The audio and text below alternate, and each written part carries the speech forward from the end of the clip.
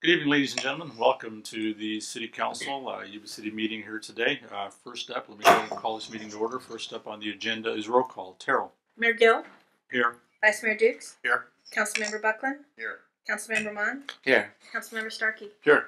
If you please rise for the invocation by Councilmember Buckland, followed by the Pledge of Allegiance by Councilmember Mon. If you bow your heads with me, please. Dear wise and loving Father, we're grateful for your presence in this public meeting. Thank you for this day and the many blessings you provide each of us.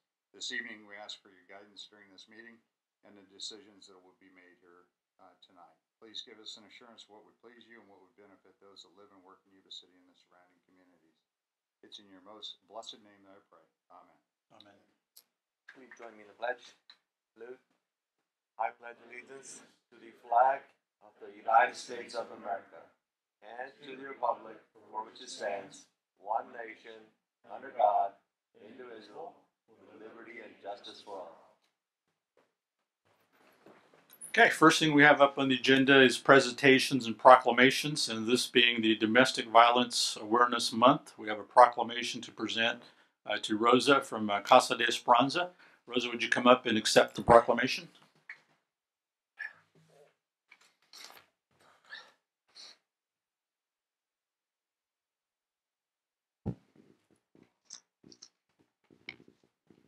Now, if you can help me pronounce your last name. Sunica.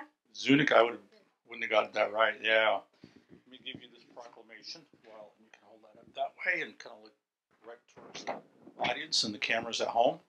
I'm going to go ahead and present this proclamation, Domestic Violence Awareness Month, October 2014. I would like to welcome Rosa from Casa de Esperanza. The observance of Domestic Violence Awareness Month provides an opportunity for all citizens to reflect on what domestic violence is and support the efforts of domestic violence prevention, intervention, and treatment programs. Domestic violence robs an individual's security, humanity due to symbiotic use of physical, emotional, sexual, psychological, and economic control. Every segment of our society can work together to better address domestic violence and how to prevent it. In our community, Casa de Esperanza is a leader on freeing victims from the tragedy of domestic violence. Now therefore be it resolved that I, Cash Gill, on behalf of the entire City Council, hereby proclaim October 2014 as a Domestic Violence Awareness Month. We urge all of our community to work together through prevention, intervention, and education to become a violence-free community. Thank you so much. Yeah, congratulations. Thank you. Would you like to say a few words? Yes. During the month of October, the beginning, we're going to be passing out the purple ribbons. Please wear them and talk about them now that you know what it is. It's awareness for the Domestic Violence Month. Great, thank you. Thank you.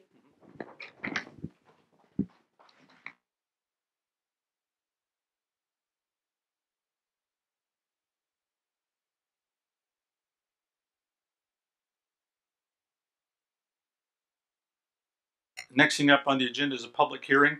Item number 2, proposed 2013-2014 consolidated annual performance evaluation report, CAPER, for Community Development Block Grant. Mr. Bush. Thank you. Good evening, Mr. Mayor and members of the City Council. As you mentioned, this is our annual consolidated annual performance and evaluation report, which is required by the U.S. Department of Housing and Urban Development for all jurisdictions that receive community development block grants each year to monitor and ensure that we're using those funds properly to achieve the national objectives targeted by HUD for local jurisdictions. For the program year of 2013-2014, the city was awarded just over $500,000, which we used to put into program services and improvements that promote safe, sanitary, and quality housing for low and moderate income families of Yuba City. It's also intended to be used to create economic opportunities for those qualified income residents as well. So before you tonight, a key component of that report, the CAPE report, is a public outreach component, which is why we're before you tonight to conduct a public hearing to demonstrate that we have used that money wisely based on the annual action plan that the council approved earlier this year.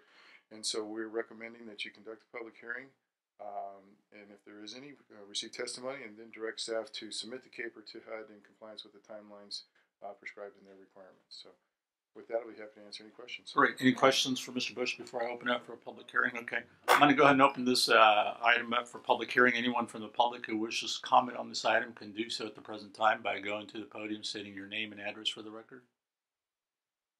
Seeing that there's not a mad rush, I'm going to go ahead and close this item and bring it back to the council for their recommendation. I'll move to approve. Okay. Second.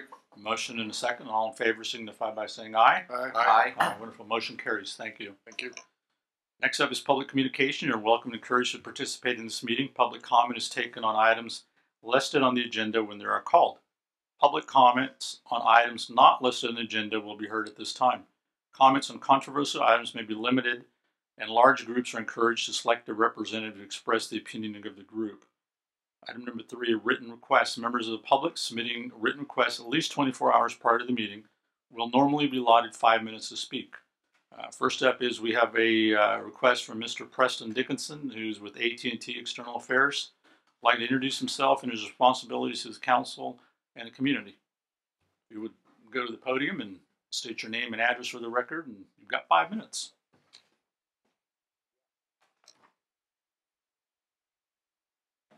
I promise to take less than 5 minutes. My name is Preston Dickinson. I am working as an independent contractor with AT&T doing their external affairs work for 12 counties and 27 cities in the north part of the state. I spent 36 years with AT&T and retired in 2007. I was the director of external affairs at that time. Probably around 2005, I was on the Sutter County Economic Development as one of the board of directors. And spent a lot of time in this area. I've been in Chico and Redding since 1976, and my last position is as the senior account manager for AT&T with public, local government, and education. I was telling Terrell years ago, I worked with Hugh and Melinda here at the city, and we put in a phone system many years ago, and I hear it lasted quite a while, but it's been replaced. But AT&T, when I retired in 2007, did not replace me in the role of covering external affairs. External affairs is kind of a catchy name for public relations, and when it really gets all washed down, it basically is I'm the go-to guy for leadership in a community to try to resolve issues that involve AT&T that are brought to your attention or that you hear about through any other means. I've provided my business card and look forward to assisting in any way that I can. Because of my longevity with the company, I have got some pretty good ways of getting a hold of the right folks. And AT&T has become kind of transparent, and so I'm looking forward to serving the community again. Any questions? Any questions for Preston? No. Thank you very much, Preston. Thank you very much. Yeah. Up next, we have Dr. Larry Ozran, who's requested to speak regarding the Recology Yuba Sutter commercial rate reduction approved on 9/2/14. Dr. Ozran. Mayor Gill, members of the council, thank you for your time this evening. I'm Larry Ozran, living in Northwest Yuba City. I want to begin by reminding you that I respect your efforts. I appreciate your service to our community. I often agree with the council's decisions, and this is one of those times when we differ. I believe that when you make your decisions, that you believe that they are in the best interest of the city. And even when we disagree on an issue, I fully respect your good intentions. Unfortunately, even the best intentions can lead to wrong choices, and tonight I'm asking for you to reconsider a recent choice. I had prepared notes that logically laid out why you should reverse your action of 2 weeks ago, but I realized that I already tried that. Tonight I'm going to take a different approach. I want to remind you that when you were 9 years old, you knew what was fair. You knew that when the bully on the playground took 50 cents from the weak kid because he could, that it was wrong. As an adult, before being elected, I bet you were opposed to government takings. How did you come to justify taking 50 cents from residents to give $5.50 to businesses by saying that 50 cents isn't much? If the rationalization was true, maybe you should raise residential trash rates by 50 cents. After all, it isn't much. And then you could give businesses $11. You know what? Maybe you should raise residential rates by $5. Then you could give businesses $55 a month, and it might actually make a difference. Why didn't you consider that action? I'd be willing to bet that at $5, the 9-year-old within you was able to break through and tell you it was wrong, when it couldn't break through at 50 cents. And spending $100,000 on roads. Those roads are used by everyone. More importantly, you wouldn't have to take this $100,000 from residents if you had collected the over $3 billion the council has given to builders and continues to give in impact fee reductions. That was money that went to pay a small number of individuals instead of paying for the infrastructure that we all need. Do you remember going through the difficult process of calculating the cost of building? Do you? I know some of you were involved. The $24,000 or more that should have been collected for each structure these many years was what it cost the city to build infrastructure that would invite business. Instead of collecting the fees that we need, the council took millions of infrastructure dollars and gave them to builders and continues to do so. For what? To drive growth and jobs? That's a popular and false myth. It would really help us if you could accept what the city can do and what it cannot do. Cities can definitely impede both jobs and growth by being unsafe or having limited infrastructure. But cities cannot create jobs or drive the economy. Businesses do that. Cities can only provide public safety and build infrastructure to support business. Every time our city uses taxpayer funds for something other than public safety or infrastructure, our money is wasted. At the candidate forum last night, every candidate was for jobs and for business incentives and for impact fee reductions. But guess what? Business incentives don't work. This has been documented for years. Smart cities and counties no longer offer them to lure business. These incentives harm existing businesses who create most of the new jobs and most of the new economic growth. Incentives to lure new businesses actually harm your local economy. Impact fee reductions serve only to reduce the money that we have to build infrastructure. If they didn't, why did we bother to spend so much time figuring out how much we needed them to be? If you look at our economic growth and job growth over the last decade, what the city has been doing hasn't worked. Maybe it's time to do something different, something better. Have you considered that there might be value in regaining your focus on the things that the city can do? Have you considered that doing public safety and infrastructure really well might be what we need to make our city a great place for business? That would be different and better. Did you know that businesses like mine can't find the talent we need for high-paying, creative-class jobs, and we can't recruit well-educated employees to come here? It would be great if each of you would think about what the city has been doing all these years that hasn't worked to bring jobs or boost the economy, primarily business fee reductions in all of its various forms.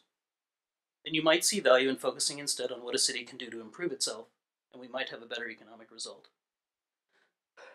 The path to prosperity, like any path, begins with a single step. Tonight I ask you to take one step down that path to a better future. Please, reconsider item 5 from 2 weeks ago, rescind your prior action, and return the recommendation of the Regional Waste Management Authority back to them for a new set of options. Options that your 9-year-old self and your former self know are fair to everyone. 50 cents, it does matter. Please act tonight. I thank you. Thank you very much, Dr. Osring. Item number 4 is appearance of interested citizens. Members of the public may address the City Council on items of interest that are within the city's jurisdictions. Individuals addressing general comments are encouraged to limit their statements to 3 minutes. Anyone from the public who wishes to comment on anything that's not on the agenda? Okay, item number 5, bid openings, 2 Ford Police Utility Interceptors, FB 15-01. Mr. Morrison.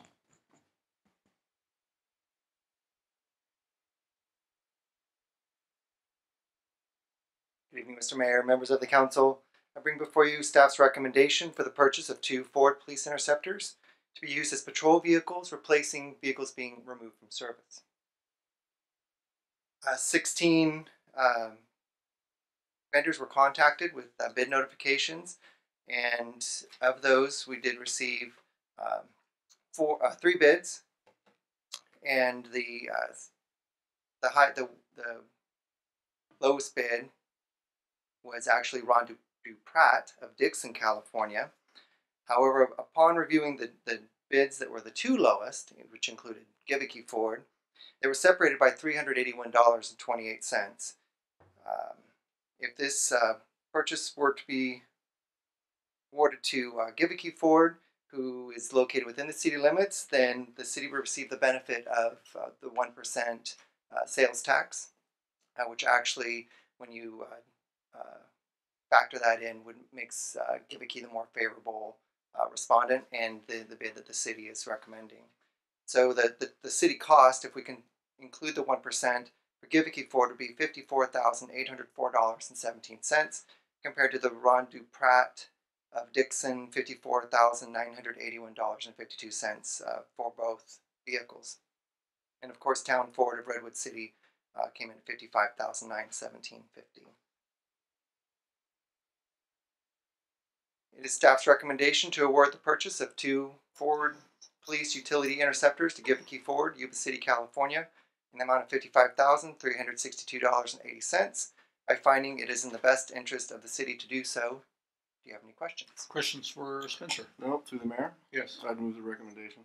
I'll second. Got a motion and a second. All in favor signify by saying aye. Aye. Motion carries. Thank you very much, Spencer. Item number 6, 3 hybrid SE sedans.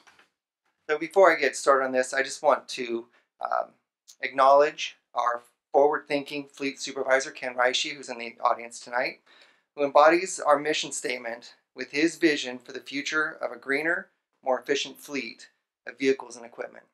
And I think Ken's vision definitely needs to be recognized and applauded.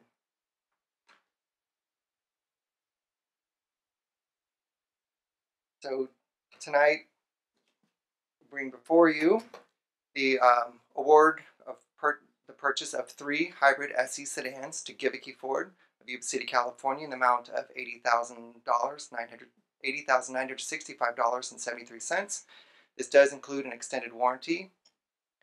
And there were, in this bid notification, we sent the bids out to 27 vendors and received 5 responses.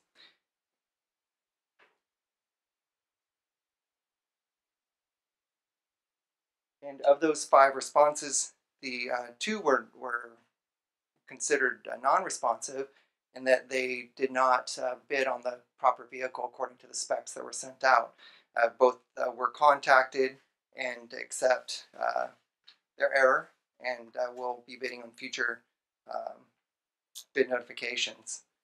We did have, with the 2 non-responsive bids, the low bidder was Giviki Ford, $76,945.73. And I did want to talk about just for a moment about the hybrids as we're entering into our second set of hybrid vehicles. We did learn a lot from our 2004 Civic hybrids, and have come to appreciate their functionality. The new hybrids have better battery charging technology, lasting 100,000 to 150,000 miles, and have changed from nickel metal hydride to lithium ion. They use about 80% fewer, or produce about 80% fewer pollutants and greenhouse gases, and obviously use less gas. For the Ford, we chose the Ford over other brands due to a couple of reasons, but one of them that one of the user departments appreciated the most was that it can do 62 miles per hour in full electric, meaning that it would potentially save that much more fuel.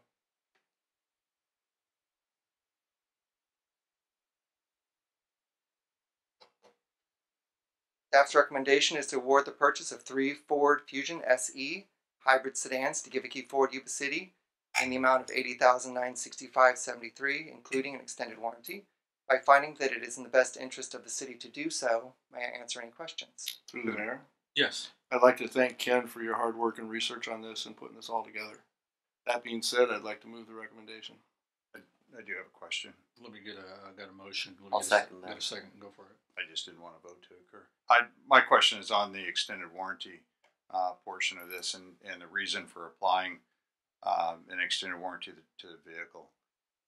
Is this just based on the technology within that vehicle and just limitations within our own shop to work on these vehicles?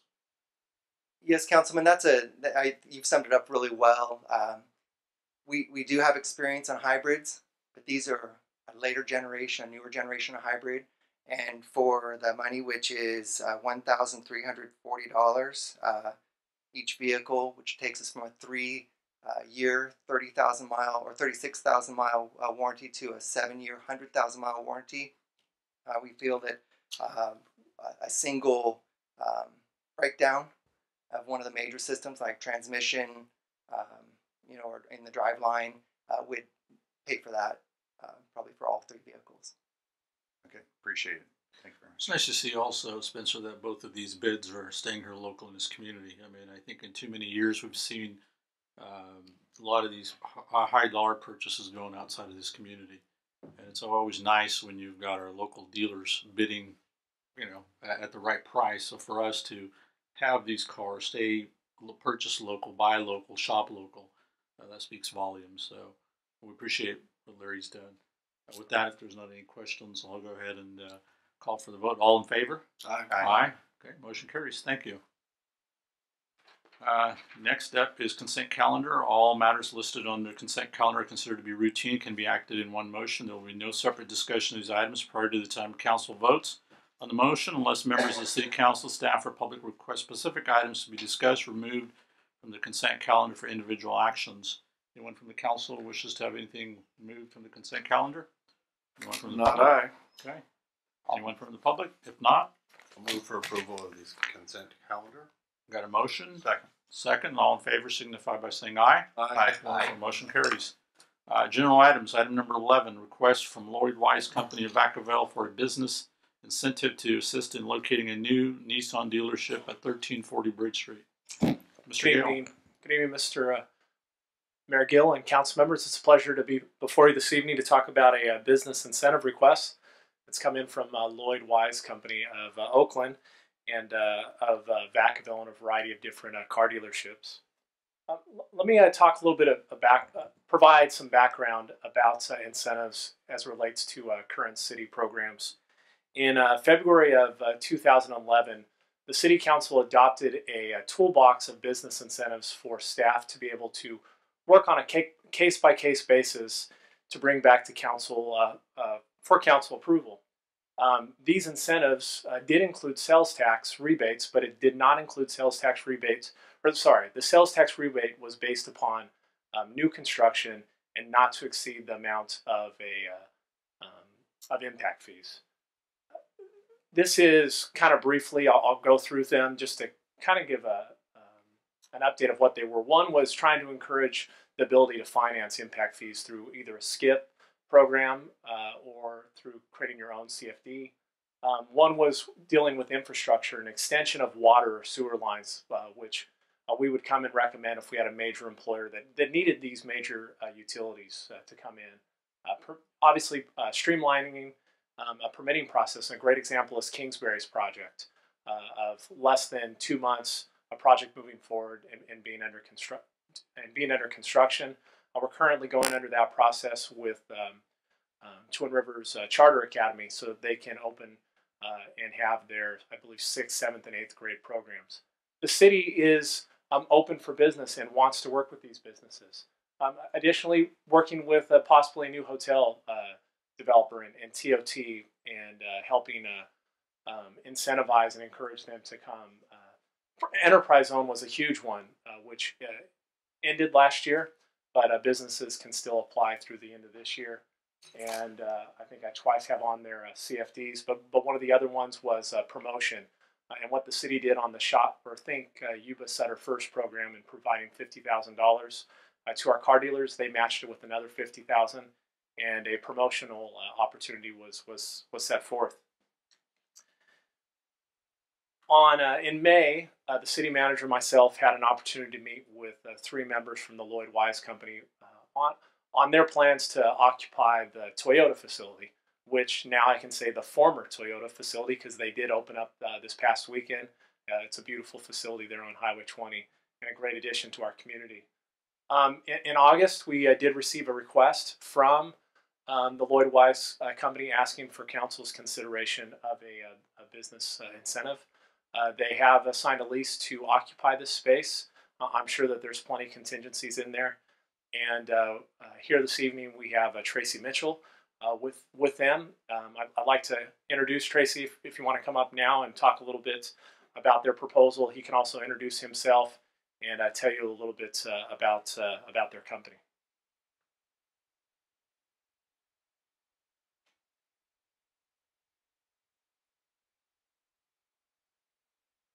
Thank you, Darren. Again, my name is Tracy Mitchell. I'm from Vacaville, California, and with Lloyd Wise Motor Group out of Vacaville. We also have our parent company, which is out of Oakland. We are very excited to have this opportunity to partner with Yuba City and to bring a Nissan dealership here. We have a unique opportunity in which we get to open the first companion store in Nissan's history, which is really kind of a neat thing for us, that we get to help kind of write the book on what a Nissan companion store might look like and how it would look like here in Yuba City. One of the things we're excited about in touring the dealership last week, I really kind of got excited. I had a young man by the name of Josh who had heard that we were coming into town. He had just graduated UTI and has been looking for work, and was excited that he had an opportunity to possibly go to work for an auto dealership. So I guess, you know, the excitement for me is the ability to be able to bring jobs, to create jobs in a community, the type of jobs that people can build a career on. Good paying jobs they can build houses with, buy furniture, boats, all that stuff. Darren's, you know, laid out a great proposal for us. You know, we are looking for some incentives. We have a lot of work to do down there at Bridge Street. After doing my tour, we have a lot of work to do. But needless to say, we are still excited to open the doors here. We are excited to work with Yuba City, with its constituents, its community, and to be involved. And if you look at our history, Lloyd Wise, whether it be in Oakland or Solano County, you will find that we are very involved, we're very active, and we like to give back. And we look forward to that opportunity here. So we hope that you will consider our proposal, and we look forward to the partnership. Thank you.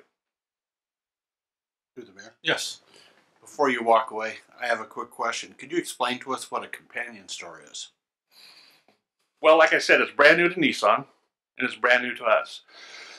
So we are kind of, you know, we're trying to figure that out a little bit. But what it does, it gives us opportunity as an owner, a Nissan dealer already, to open another store using same inventory, same management, stuff like that. So, but you know, basically the flooring costs, we save a little bit of money on the flooring costs, is kind of where we're at right now. Okay. But it's a new thing. It is a brand new thing. And, you know, we are working to our end to try and really kind of map out exactly what a companion store is going to look like. So it's a neat opportunity. And we're very excited that Nissan picked our group to kind of help write the book, the pamphlet, on what a companion store could be, whether it be in Yuba City or anywhere in the world. Tracy, just another point of clarification for a lot of the people that may not know. Yuba City used to have a Nissan dealer. It does not have a Nissan dealer at the present time. Right. Correct. So it's not like we're expanding as a brand new Nissan dealer coming back to town. Thank you. Any other questions? Yes. Tracy, good to see you again. Thank you. In this companion store venue, is it kind of a situation where all your bookkeeping, accounting, and all that stuff will be in Vacaville, and you'll have salespeople and service people up here, yet your basic operation will still be Vacaville as far as the accounting? Well, no, everything will operate out of Yuba City. Sales, business staff, all that will operate out of Yuba City. Again, it's just the ability to order inventory for multiple stores. That's kind of where we're at right now. You know, the exciting part is, you know, as a companion store, you know, we're looking at 25, 30 jobs initially. Good paying, like I said, good paying jobs to bring to town and operate that store. The majority of those jobs will hopefully come from the local area here. We've already held several job fairs. We've had some great candidates come out of Yuba City. Like I mentioned, the young man that came up the other day. You know, we're very excited about the talent we've seen here. Unfortunately, for them to look for these types of job, they would have to go elsewhere. Mhm. So it's nice for us to be able to bring it here and that they can stay at home and work at home. Great, thank you. Any other questions from? Not for now. Okay, Darren. I'm going to go ahead and open it up unless you've got some stuff, Darren. We can bring it back. I'm going to go ahead and open it up for public comment. Okay. Okay. Is that okay? Do we got a speaker card? Would you like me to at least go over Yes. the deal points of Peter, Darren's perfect. side? Thank you. Thank you. Yes, we do need speaker cards. So the proposal from the Lloyd Wise Company is asking, they have two different proposals, 295,000 and 305,000. So I'll just use an average number of 300. They include a rebate of sales tax over the first 3 years and some type of rebate on the property tax. As relates to sales tax, obviously a new Nissan dealership coming here. It's been 4 years since Nissan was at Dow Lewis Motors. We would see an increase. They believe that their sales tax generation to the city would be around 150,000, somewhere between 100 and 150,000 new sales tax generations to the city. As relates to property tax, the city, there would really be no increase in property tax because of the existing facility there. There might be a reassessment of the property based upon the improvements they make and how the value of those improvements. So we would not see an increase. Additionally, of the $19,000 paid annually in property taxes, we only receive 16% of that. So it's a very small portion coming back to the city. At this time, I can also talk about other incentives other communities have done, or you can do public comment, which whatever you desire, Mr. Mayor. Yeah, let's see what other communities have done. So a few things. First, Yuba City as an example. We provided $50,000 to try to see an increase in purchasing of new vehicles here.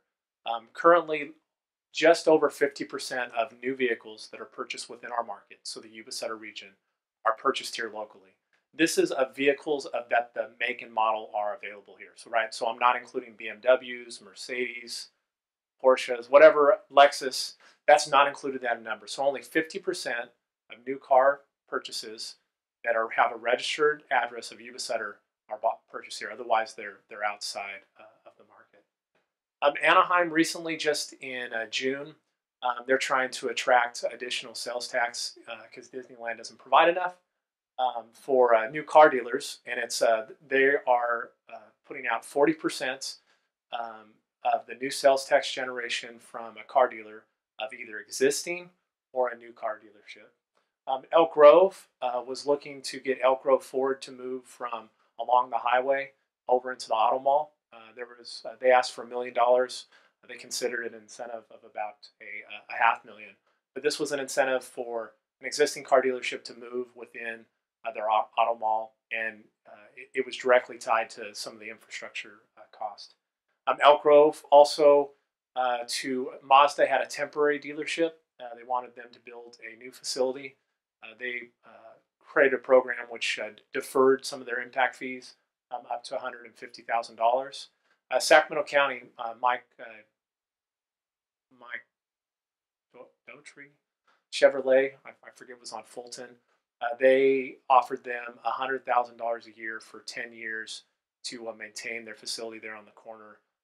Since that time, they have decided to move from that facility. So I don't know how much money was given out or if they had to repay, but it was $100,000 a year to maintain them there on Fulton, and they went ahead and moved to one of the auto malls.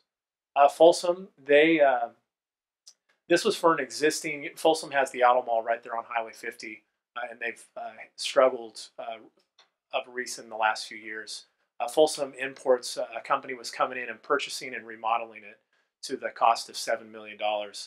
They waived all planning and building fees. Within the staff report, there's no information of how much that was, but it wasn't new impact fees. It was just the processing fees that they waived and the permit fee for the new construction. Pittsburgh, another city that is trying to encourage people to move to the auto mall. So they have an incentive of 25% of the sales tax would go to the car dealer for 10 years if they would move from their existing location and build a new facility within their auto mall. And then also Elk Grove has done a shop local incentive. They provided $500 in gift certificates to local Elk Grove businesses to the first, I think it was 500, or sorry, it was at five, I forget exactly how much it was, but it was $500 per car. And this was their original amount. I know that they extended it, could not find out exactly how much they went to, but I know that that went quickly. It wasn't based upon a local car buy. It was just if you purchased a car within the Elk Grove Auto Mall, they would give you $500 to local businesses to try to incentivize people to buy vehicles there. So that's just a few of the programs within the Sacramento region and throughout the state that have happened within the last few years. There's some that have happened before using other types of funding. For example, Folsom Roseville spent $6 million in upgrades to their auto mall, but that was purely used through a redevelopment funding, and that was at the end of paying off their initial investment in redevelopment funds to actually develop the auto mall. So twice they used redevelopment funds to incentivize and to assist the auto mall in Roseville. So that's a few of the examples, and obviously it would be a great opportunity to hear from the public on this item. To the mayor. Yes. Good question, Darren. The cities that offered to relocate into the auto malls, do those cities own the property where the auto malls are? No. And Privately owned.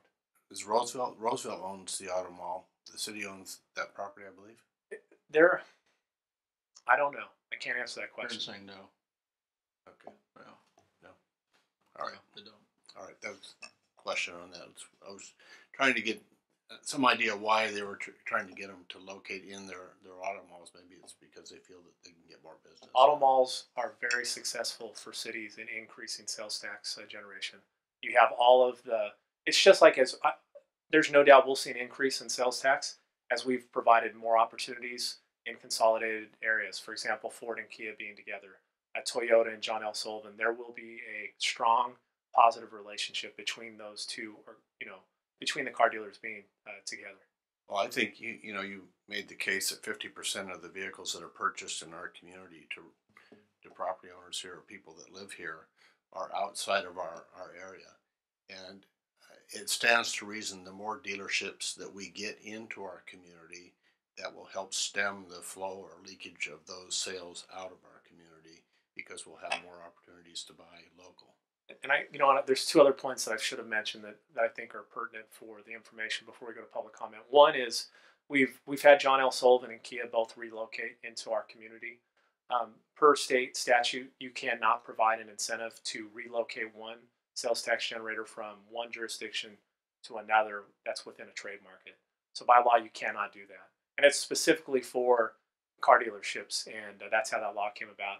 The second one is if the council does consider any type of incentive program over $100,000, we do have to provide an economic impact report and have a public meeting notifying that we're going to be providing incentives or considering providing an incentive.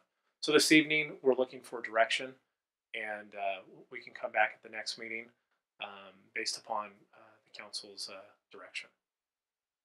Okay, great. Thank you, Darren. We'll go ahead and open it up for public comment. I've got Dr. Larry Ozran, who wishes to speak on this item.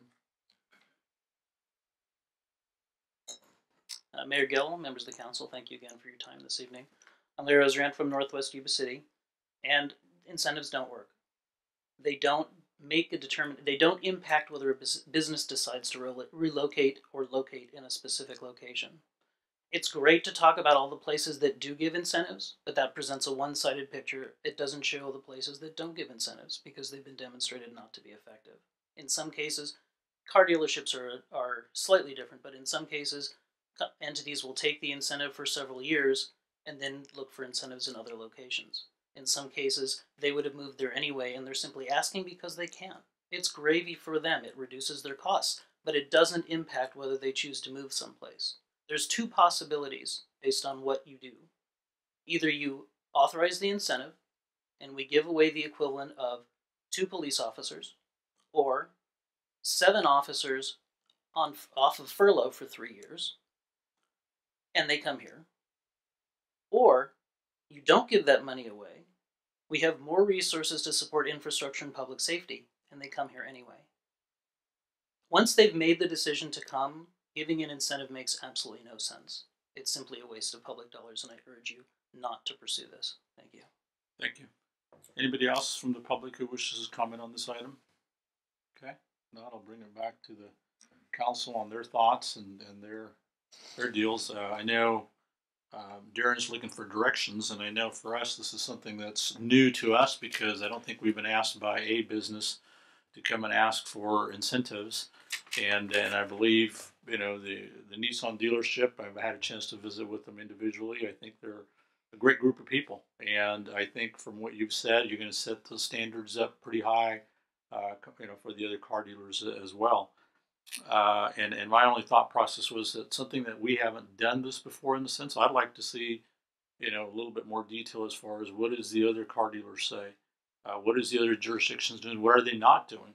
Is this something that is feasible for us to do, or is this not feasible? And the reason I say that is because if you open it up now for a car dealership tomorrow, one of our larger equipment dealers, Value Truck and Tractor, may come back and say, well, there's a drought, so therefore I can't sell my equipment as much as I thought, so I need a tax break as well.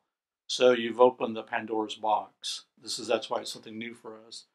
And I think as the mayor, one of the recommendations that I would like to propose is having an ad hoc committee with the vice mayor and myself and exploring this a little bit more, and then coming back to the council within a 30 or 45 day with recommendations. By then we've had a chance to take a look at it. We've had a chance to visit with the other car dealerships. We've had a chance to visit with the other jurisdictions in person. And then we can come back with the recommendations. And that's something that I would propose, unless you guys, you know, have something totally different. But I'm open to all the options. No, I would support that. I think this needs more study. An incentive program, if it were to be brought here, I think it'd be tailor-made for Yuba City. And that is in speaking with the other car dealers. I have spoke with two of the other car dealers here in town, and they are of the opinion that incentives are an option for a city. They can be good, and they can also increase sales across the board because there are more options, just as we spoke about, as we talk about it, it's more tire kicking, so to speak. And so individuals will travel from the West Valley, from up in the foothills and north of us to come here and shop. So I think it does need more exploration. I would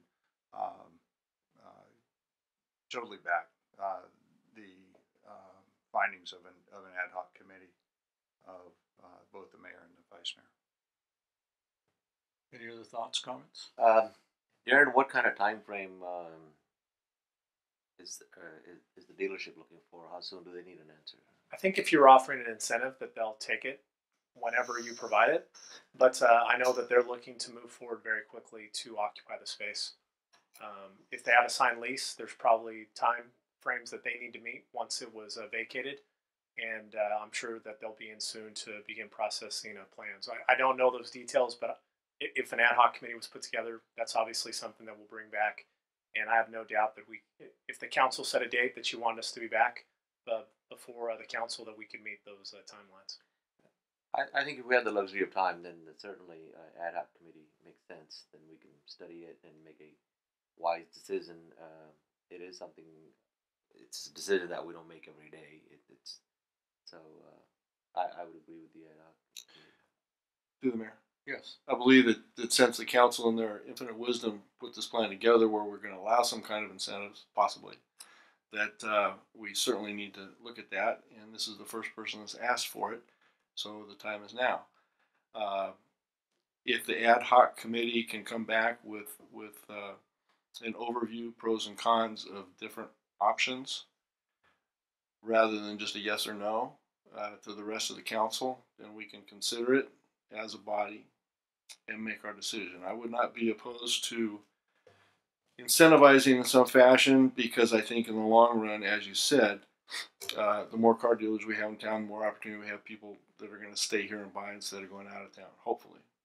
And the net long-term revenue will be in a very positive fashion. So That's exactly what our goal is, council member, is to bring this back a little bit more comprehensive instead of just a yes or no, with options to look at and actually explored. then I would definitely support And that. I mean, just yesterday I had a meeting.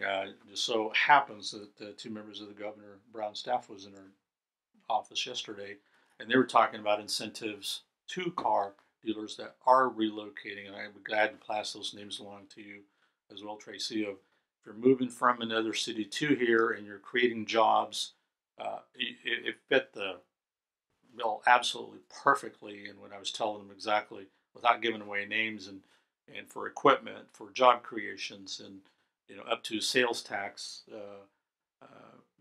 advantages that you can take advantage of. So there's a lot of stuff out there that we need to be exploring, and we need to come back because this is something that we've never get this request. And tomorrow, Best Buy or Costco or somebody wants to come into town and ask for a higher break, we don't have anything to guide them against. So that's what our recommendation would be to do, is to have this ad hoc committee and then come back within a 30 or 40, no later than a 45 day or sooner, once we've got this report to this council with our recommendations. Sounds good. So we'll bring it back the first meeting in November or the second meeting in November? As soon as we get it done, Okay. As soon as the vice mayor and I, we'll put it together with yourself. As soon as we get it done, we'll definitely let you know. Like I said, no later than 45 days, sooner than 30 days. Perfect. Okay. Thank you. Thank you. Item number 12, professional services agreement with NBS for preparation of water and wastewater rate studies. Good evening, Mayor, members of the council. The item you have before you is a professional service agreement for water and wastewater studies. Some background: water and wastewater studies are typically done every 3 to 5 years. The last time the city did theirs, it was prepared in 2010, early 2011, and adopted by council in the summer of 2011. Those rates went into effect in September 2011. The purpose of updating these water rates every 3 to 5 years is so that we can better understand and fund operation and maintenance and capital improvement projects of our water wastewater infrastructure. So with that in mind, an RFP was put together and sent to 9 firms. Of those 9 firms, we received 4 proposals. We developed an evaluation group comprising of people from our finance department. Spencer Morrison, he's no longer here, he was on that panel, and a couple people from the Public Works Utilities Department. We evaluated those proposals on 7 criteria, and from those 4 proposals, 2 of them rose to the top. They were scored very closely together, with NBS having a slight scoring advantage over HF and H. So with that, the panel thought that the NBS proposal better addressed the scope and application of what we're trying to do. They had a regional office in Davis as opposed to Walnut Creek. Their budget was a little bit less than HF and H and providing a few more hours. And so with that, it is staff's recommendation to award a professional service agreement to NBS of Temecula, California, for the preparation of water and wastewater rate studies in the amount of $62,690 plus a $10,000 contingency, with the finding that it is the best interest of the city. And I'd be happy to entertain any questions. Questions for Mike? I have a question. Yes. Considering we're in the middle of a drought and then the conservation is a big issue, will we be looking at tiered pricing structures that will help us encourage conservation as opposed to the type that we have now, which we get to a point and then there's no incentive to conserve anymore? Sure. Yes, that is part of the scope of work that was included in the RFP. Okay. Any questions? Not? It's a pleasure. We've got a motion by Councilmember Mon. I'll second. And a second. All in favor signify by saying aye. Aye. Motion carries. Thank you. Item number 13, Police Office Association Memorandum of Understanding, MOU, and Police Sergeant's Letter of Understanding, LOU. Natalie. Good evening, Good Mayor and Council members. Tonight I am pleased to be presenting the contracts for the Police Officers Association and Police Sergeants. Just a little bit of a background here. I'm going to use POA instead of Police Officers Associations and sergeants instead of spelling out police sergeants. So the amendments expired June 13th, 2014. Just to give you some idea, we know we've been in a furlough program for the last 5 years. We've had 3 years of a 10% furlough and 2 years of a 5% furlough, just to refresh your memory. Some of the terms of the agreement, just to summarize them, are as follows, and I am going to go through these. It's a 2-year agreement, a little less than 2 years. It does expire June 30th, 2016. The agreement transitions out the 10% furlough program. Over this period of time, it transitions in the employees paying towards their CalPERS retirement benefits. There is a 3.5% salary increase effective with the ratification of the agreement. A one-time distribution of $1,000, which is non-PERSable, which means that it does not contribute towards their retirement. It implements the employees paying 20% of the total medical premium with the city paying 80%. They're currently at a 75-25% of the increase. Sick leave does not count as time worked for overtime calculations. And the on-call pay for detective increases from $1.50 per hour to $2.45. Did I say that right? $2.45 per hour. And that is just making them consistent with what we are paying other city departments. So as you can see, they did provide us concessions.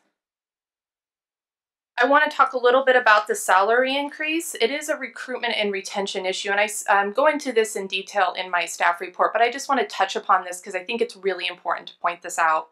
The 3.5 salary increase is to address the recruitment and retention issue with the police officers. The police officers' vacancy has fluctuated between 4 and 10 vacancies since February of 2013. So that's a significant period of time.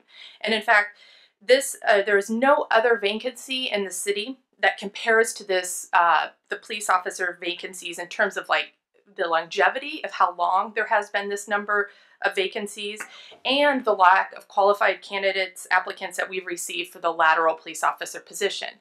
Now, we have been innovative in addressing this situation by creating a recruit program to put applicants through a police academy program. However, that is not a long-term solution to fix this problem. And so we are hoping that this, coupled with the police academy program, will turn us on the right side of this vacancy issue.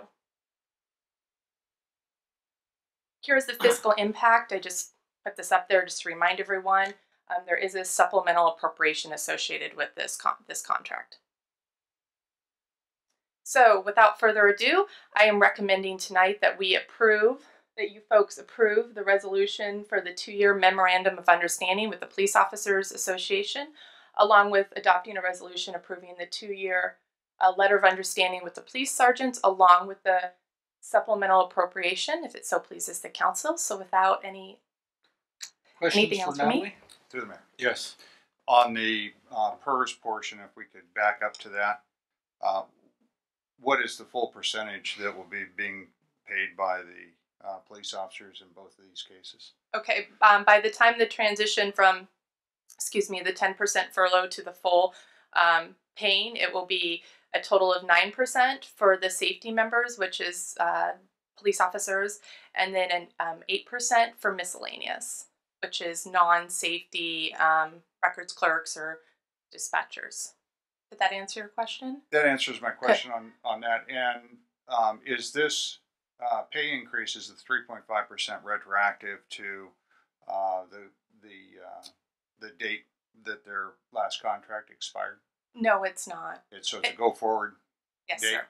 So the $1,000 one-time distribution will probably be covering some of the recruitment and retention issues to some, and then loss of pay for the last couple months, I would assume. Yeah. Okay. Yeah, it's probably. I just was wondering how we got to that $1,000. It just was something that just occurred at the negotiations table. It was just part of the give and take of the process. Yeah, okay, I understand that. And then, what was the prior medical program that the split for police officers? It was 75% the city paid and 25% the employee paid of the increase. So this is the 80-20 of the total premium. So obviously we know the total premium, this would have a much larger impact in terms of the city costs and the employee costs when you're paying 80-20 of the total premium versus 75-25 of just the increase. Thank you. That's all I have. Through the mayor. Yes. Was the medical premium 28.80 even before that? It was just the increase that was 25.75. Yeah, just the increase. Okay. Yeah, just the increase. Okay. So in a net, if you look at everything, it's really not a 3.5% pay increase. They actually got back the furlough that they had given up, and then they are actually paying 8-9% more toward retirement. So they're actually losing somewhere about 5 to 6% in their salary. It's not a. I don't want to. Yeah. It's not a. Agreed. It's really not a pay raise as it. Just. Yeah, agreed. It was just we were trying to just find a way that we could increase that that max total base hour monthly rate to incentivize people to come and work at this wonderful organization.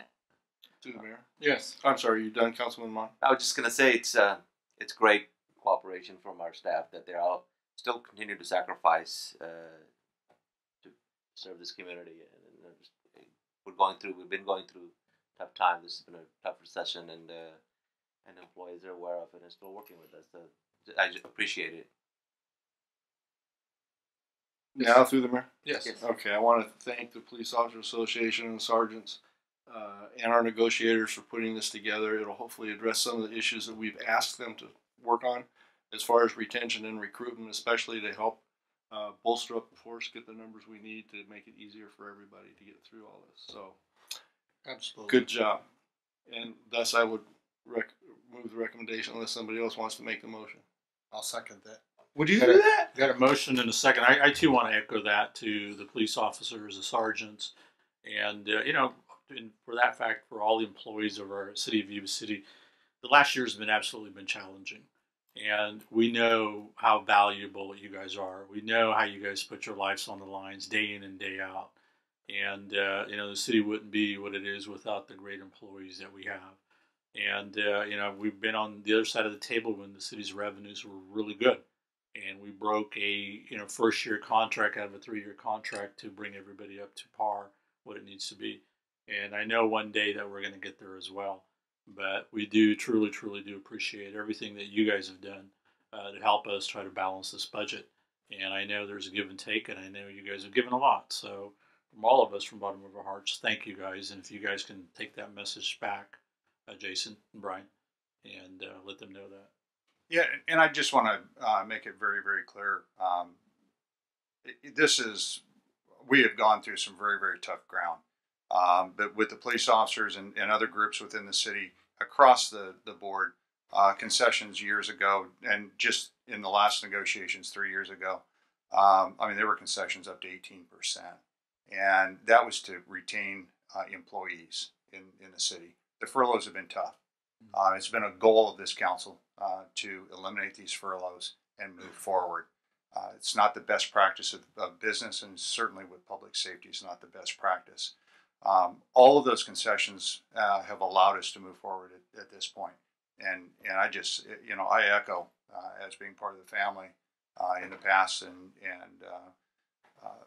just the work that the police officers and the sergeants have done to get this contract through, and the teamwork that they exhibited within the city to do this is amazing. So, okay, with that, I'll go ahead and call for the vote. All in favor? Aye. Aye. Motion carries. Thank you very much. Thank you. Item number 14. Mr. Crater.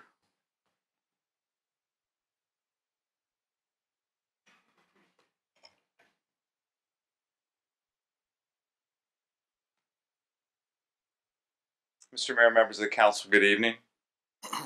This matter before you concerns the employment agreements with your city manager, that would be my position, and your executive service employees. The executive service employee agreements, you'd be giving the city manager direction to amend them. Amend them how? Amend them to reflect the same agreed upon terms that are in the mid-manager agreement that was recently approved by your council, namely the phase out of the furlough, the phase in of employee payments of PERS, the addition of 2 floating holidays, and also the continuation of requiring employees to pay 20% of the premium of their medical care. The city manager's agreement is a separate agreement than the standardized executive service employee agreement. The one difference with this agreement is I have been paying my PERS actually since last November, half of it. So half my furlough has been phased out. So this would align me. I would continue on now with the executive service employees paying that half of PERS and on half of a furlough until next June. And then it would phase out in accordance with the mid-manager agreements. Both the city manager and executive service employees serve as at will. And these terms and conditions reflect that. The executive service employees serve at the pleasure of the city manager, and the city manager serves at the pleasure of your council. I'd be happy to answer any questions specifically with regard to the agreements before you. You do have related motions, some cleanup resolutions, and also some documentation related to the executive service employee payment toward their retirement benefits. Questions from council members? None here. Okay. Now, what's the pleasure? I'd move for approval of items A through E. Okay, got a motion? Second. Okay, all in favor signify by saying aye. Aye. Motion carries. Congratulations. Congratulations, City Manager Krager. Next up is business from City Council reports. Councilmember Buckland. Last week I was down in Sacramento for the SACOG Government Relations and the Affairs Committee meeting. Really nothing of substance to report out of that other than we're just tracking some of the current legislation, waiting for end result of signatures by the governor, and looking at what will move forward for budgeting for SACOG. I do attend the full board meeting on Thursday, so if there's anyone in the audience or from the council that has anything for me to take to the full board, I'd be happy to do that on Thursday. But that's all I have. Thank you. Councilmember Mon. Yuba Center Transit Authority meeting this Thursday afternoon. That's about it. Okay. Councilmember Starkey. Had the opportunity to attend the Chamber of Commerce Government Affairs Committee meeting. It's a group of local city and government interested people that talk about issues in our area, and so that's all I have to report at this point. They say everything's going well in our area, so I'm pretty happy about that. Thank you. Vice Mayor Dukes. A couple items. I attended that same meeting as Councilmember Starkey, and it was interesting. The topic of discussion was Marysville and their proposed sales tax, which will be on the ballot this year. So it was interesting to listen to the different pros and cons of that, and the chamber deciding to support that measure as it comes forward in November. Also attended the Sutter Buttes Flood Control Finance Agency with the mayor, and some good news coming out of that with the cultural sites that we have been monitoring this year. The 15 cultural sites, I believe they had at that time all but 2 of them closed up, and they were moving forward with the construction on the levee in those areas, which is great news, which should help reduce the cost of carryover construction to next year. And the good news is that the estimate was approximately $17 million for the cultural impact, with all that was involved with that, with the construction impacts and so on. And it looks like we're down at this point around $11 million, and perhaps it may end up lower than that. So that's good news for us. And let's see here. I believe I started actually 2 weeks ago on the 3rd of September for an 8-week course with the FBI Citizens Academy with the FBI in Sacramento, and it's been interesting to learn about the FBI and what they do in our region. I understand I am one of the first people from our community to participate in that. There's an alumni of about 500 individuals in the Sacramento region, so looking forward to representing our community over the next 8 weeks in that program.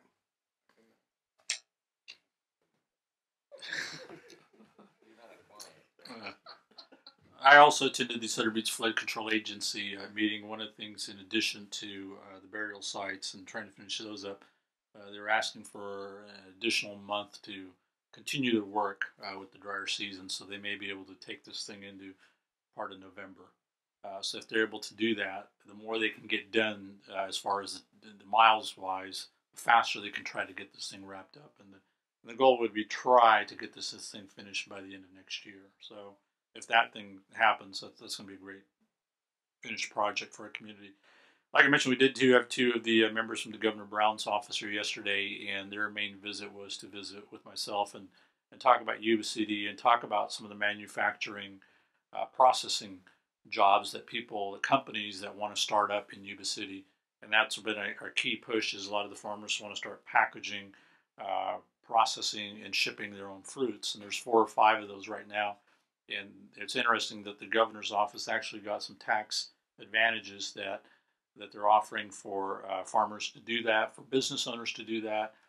They're offering low interest rates for equipment, so less on the sales tax on the equipment that you can take stuff off of there. So there's a whole variety of that. And I've asked for them to come back with a group of folks, so we'll set up a breakfast or a luncheon with the groups, identified people that are actually going to be starting their own processing facility. So we've got 4 right now that are looking to do that. So that was a good visit with them. In addition to that, that's really all I've got at this point in time, except for I thought you did a dynamite job last night at the forum. And, it's interesting to see as election season rolls around. I think somebody mentioned here, I think Dr. Osren did, you have a lot of people talking about jobs, but it's interesting, after you listen to it, you filter out which is really true and which really isn't the truth. And one of the things that I'd say is, find out for yourselves. If you're not sure, ask the candidate. If you think it's still not right, ask them again, or check the facts out. And, I think Meet the Press used to do it all the time on the debates, checking facts, and you look back and, it's just interesting. So with that, meeting's adjourned.